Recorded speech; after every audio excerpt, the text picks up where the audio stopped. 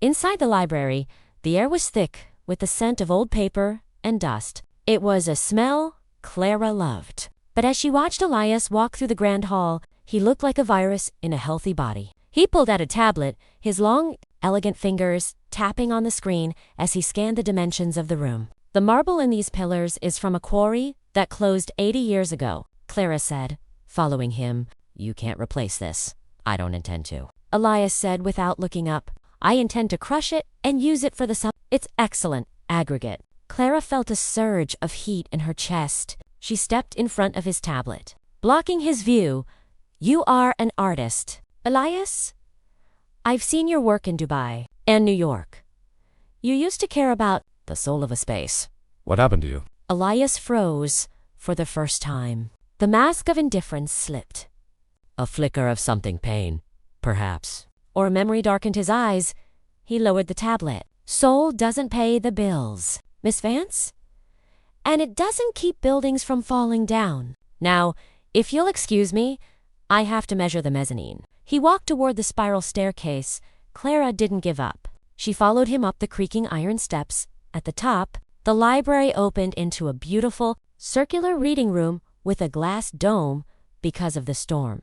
The light was dim and blue. Suddenly, a loud crack echoed through the room. The old building groaned.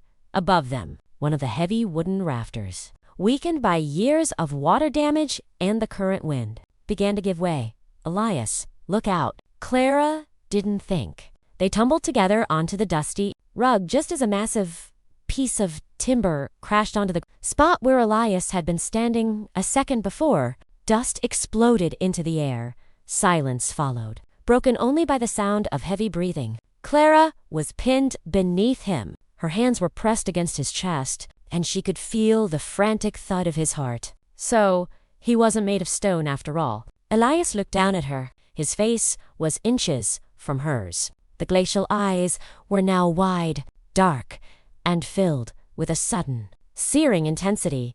A smudge of dust was on his cheek. Are you all right? He whispered.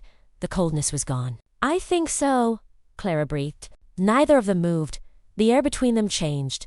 It wasn't about the building anymore. It was about the way his hand was resting on the floor right next to her head, and the way her breath hitched as he looked at her lips. For a second, Elias looked like he was going to say something real. But then, the professional mask slammed back into place. He scrambled to his feet and reached down, pulling her up with a grip that was surprisingly gentle.